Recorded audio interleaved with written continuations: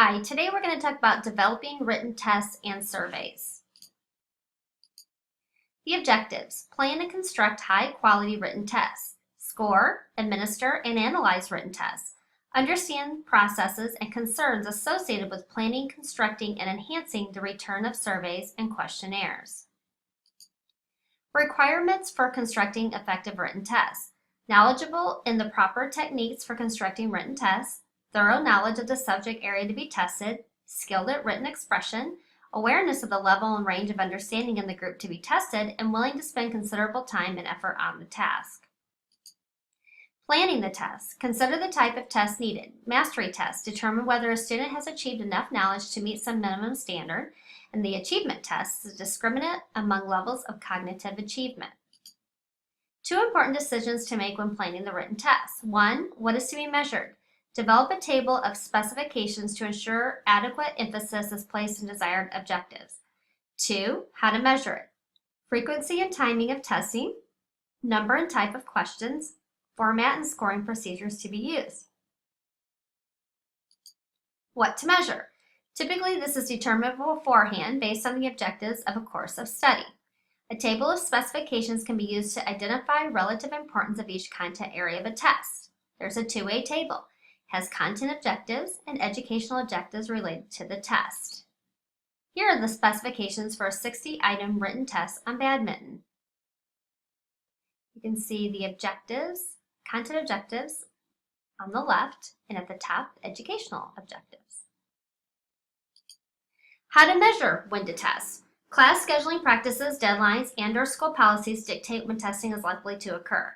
Test frequency enough to establish reliable results, but not too much that testing limits instruction time.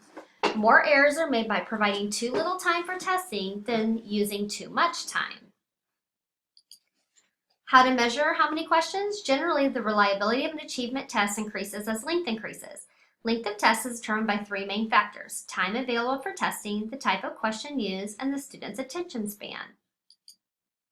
How to measure what type of test format? Expensive, convenient, minimizing cheating, and concern for impaired examinees all affect decisions on test format.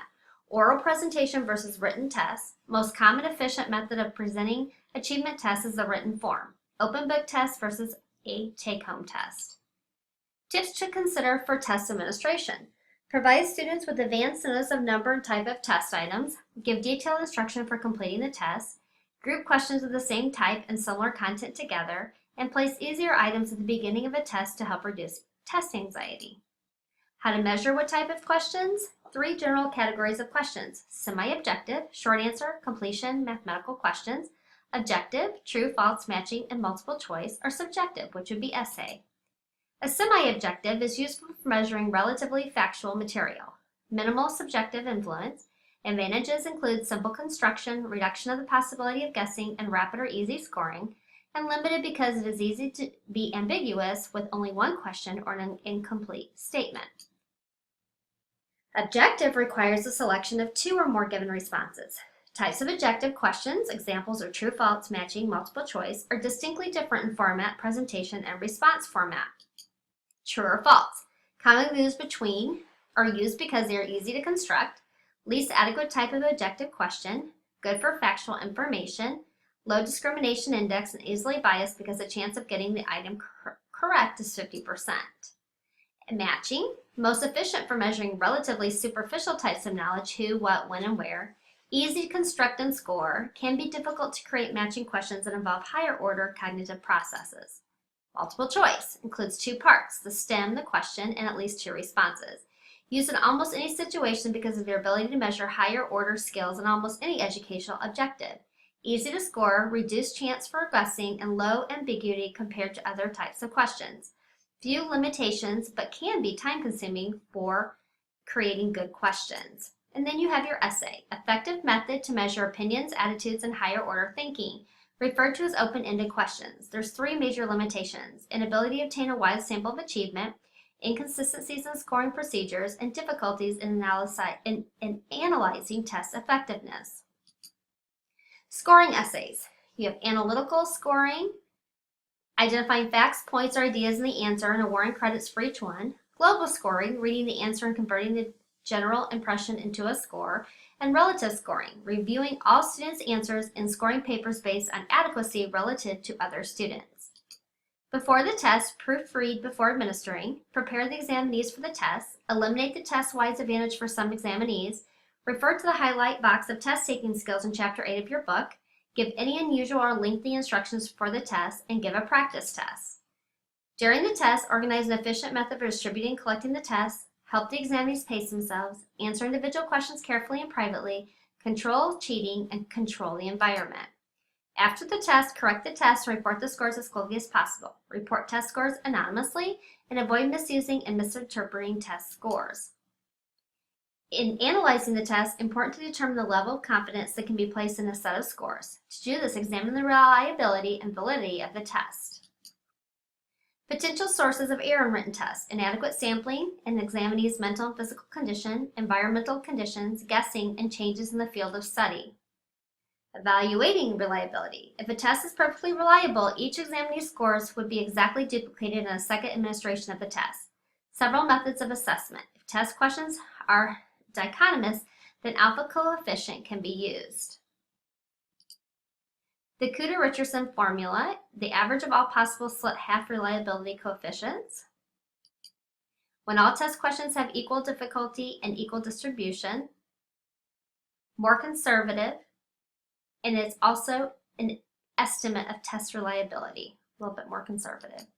Validity. Content validity is the most important type of validity with written tests. Determine subjectivity by test administrator as to how well individual test items represent the course content. Items analysts can be used to help determine the quality of the overall test. An item analysis is difficulty level and discriminating power are the keys to item improvement, and to maximize an item's discrimination power, each item should be written so that half of the examinees will answer it correctly. Item difficulty. Estimated percentage of examinees who answer the item correctly. Discrimination index. If examinees who performed well on the test did well on the item, then the item is considered to have a good discrimination. A negative net D indicates the lower scoring group performed better on the item than the higher scoring group. Here is the relationship between discrimination and difficulty. Here's positive and negative discrimination. Item analysis. Examine the pattern of responses to determine how an item might be improved. Retain, discard, or modified items based on their index of difficulty and index discrimination. Questionnaires. Written tests are primarily designed to assess the amount of knowledge a participant has. Questionnaires are typically used to measure effective domain concerns such as opinions, attitudes, and behaviors. There are 8 steps in conducting survey research. Determine the objective, delimit the sample, construct the questionnaire, conduct the pilot study, write the cover letter, send the questionnaire, follow up, analyze the results, prepare the report. Advantages. Efficient in terms of money. This is with questionnaires and time. Responses can be widely geographically. Disadvantages: lower poor responses can diminish value of data, and inability to clarify questions for mailed or online questionnaires. Factors affecting the questionnaire response could be your cover letter, ease of return, neatness and length, inducements, timing and deadlines, and your follow-up. Your questionnaire reliability. To assess reliability of a single item, you must ask the specific item on at least 2 occasions.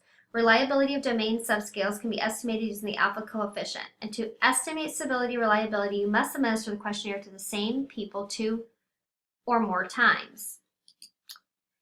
The most important issue of a questionnaire is the validity of responses. Ways to improve questionnaire validity is high quality items, expert review, pilot testing, and ensuring confidentiality of responses. Most questionnaires are validated with the content-related validity procedures in Chapter 6. Here's your summary. Instruments of choice for measuring cognitive domain or written tests. When the assessments of attitudes or opinions desired, questionnaires are more appropriate. And planning, constructing, scoring, administering, and analyzing the results of items should be considered beforehand to enhance reliability and validity of results.